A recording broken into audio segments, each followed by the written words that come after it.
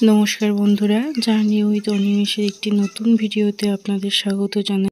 আজ আমাদের সাথে আপনারাও ঘুরে দেখবেন দক্ষিণ চব্বিশ পরগনার জয়নগরের বেশের মেলা। এই বেশের মেলা কথাটির অর্থ হলো মায়ের প্রত্যেক দিন আলাদা আলাদা সাজসজ্জা এবং মায়ের আলাদা আলাদা রূপ।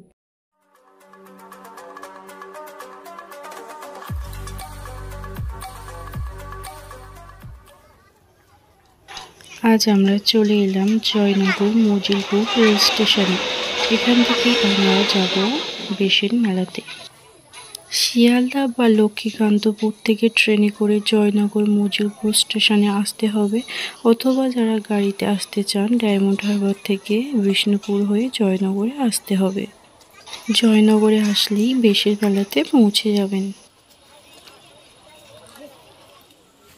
এখান থেকে রেল লাইন পেরিয়ে অপর দিকে চলে যাব। রেল লাইন পেরোনোর সময় অবশ্যই ব্রিজ ব্যবহার করবেন। রেল লাইনের উপর দিয়ে যাতায়াত করলে যে কোনো সময় বিপদ হতে পারে, সেজন্য নিজেদেরকে সচেতন হতে হবে। লাইন পেরিয়ে অপর দিকে চলে এসেছি। এটা হচ্ছে জয়নগর মজিলপুর টিকিট কাউন্টার। এই যে রাস্তাটা দেখতে পাচ্ছেন, এটা দিয়েই মেলার রাস্তা যাওয়া। এখান দিয়ে হাঁটা পথে 10 মিনিট গেলে মেলায় পৌঁছে যাবেন।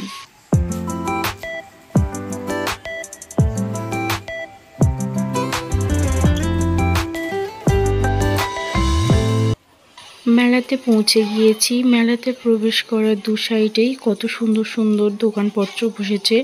এখানে বিভিন্ন হাতের কাজ করা জিনিস রয়েছে, দেখলে পছন্দ হবেই এবং বাড়ি সাজিয়ে রাখার জিনিস এগুলো। আরও সামনের দিকে এগিয়ে গেলে এখানে আরও প্রচণ্ড ভিড় এবং অনেক দোকান বসেছে। এখানে অনেক রকমের দোকান আছে, ঠাকুরের মানচিত্র পাওয়া যাবে এখানে। সামনের দিকে এগিয়ে গেলে ধন্বন্তরী মায়ের মন্দির দেখা যাবে। এই ধন্বন্তরী মায়ের মন্দিরকেই কেন্দ্র করে এই বিশাল মেলার আয়োজন।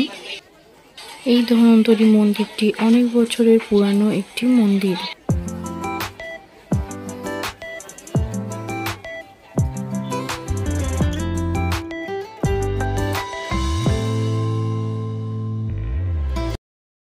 ধন্বন্তরী মায়ের মন্দিরের সামনে পৌঁছে গেছি। এখানে ঢুকতেই দেখলাম বিশাল বড় একটা চালা করা এবং অনেক মানুষের সমাগম এখানে। এই মেলাটা 15 দিন ধরে চলে এবং এখানে প্রত্যেক দিন মাকে আলাদা আলাদা বিভিন্ন রকমভাবে সাজানো হয়।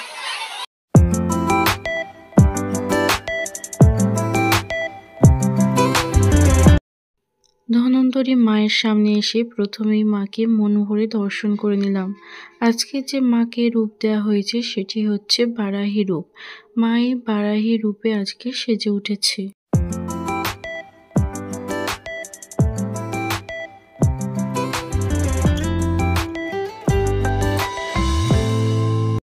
এই বেশের মেলাটিতে 15 দিনে মাকে 15 রকমভাবে রূপ দেওয়া হয়। নতুন নতুন রূপে সেজে ওঠে প্রত্যেক দিন।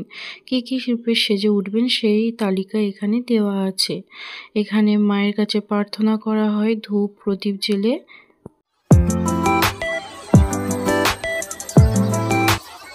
সামনে যে বড় চালাটি আছে, এর নিচে অনেক দোকানপত্র বসেছে। এটি মায়ের কৃষ্ণকালী রূপ। আমরা আগের দিন যখন গিয়েছিলাম তখন দেখেছিলাম প্রত্যেক দিন আলাদা আলাদা রূপ হয় মায়ের। মায়ের মন্দির থেকে বেরিয়ে এসে রাস্তায় এসেছি। রাস্তার দুপাশে অনেক দোকানপত্র বসে আছে। এখানে বিভিন্ন ধরনের খাবার দোকান, জিনিসপত্রের দোকান, অনেক রকম আসবাবপত্র, বিভিন্ন ধরনের জিনিসপত্র আছে।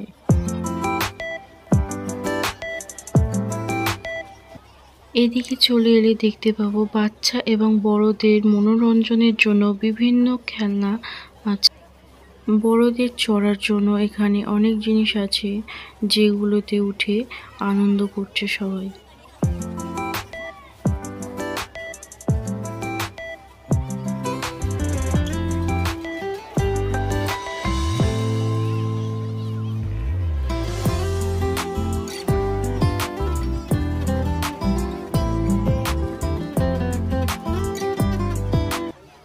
মেলার মধ্যে অনেক দোকানপত্র এবং অনেক মানুষের ভিড়ে মেলা অনেক জমে উঠেছে।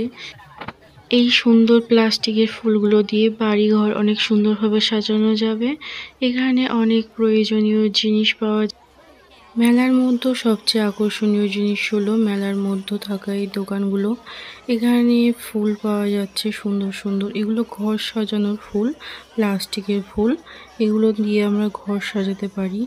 এখানে বিভিন্ন মনোরঞ্জনের জিনিস রয়েছে।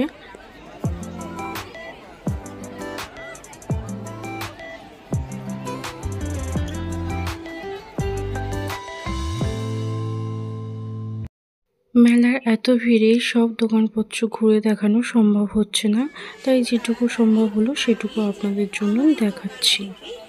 এদিকে দোকানগুলিতে কাপ প্লেট, বিভিন্ন ধরনের কাঁচের জিনিসপত্র, গয়নাগাটি পাওয়া যাবে।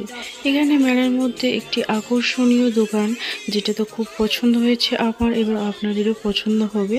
সেটা হচ্ছে মাটির আসবাবপত্র।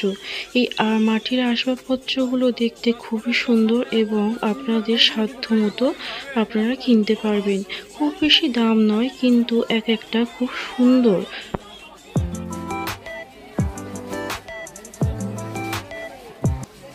মেলা ঘোরা শেষে চলে যাওয়ার সময় মাকে আরও একবার দর্শন করে নিলাম।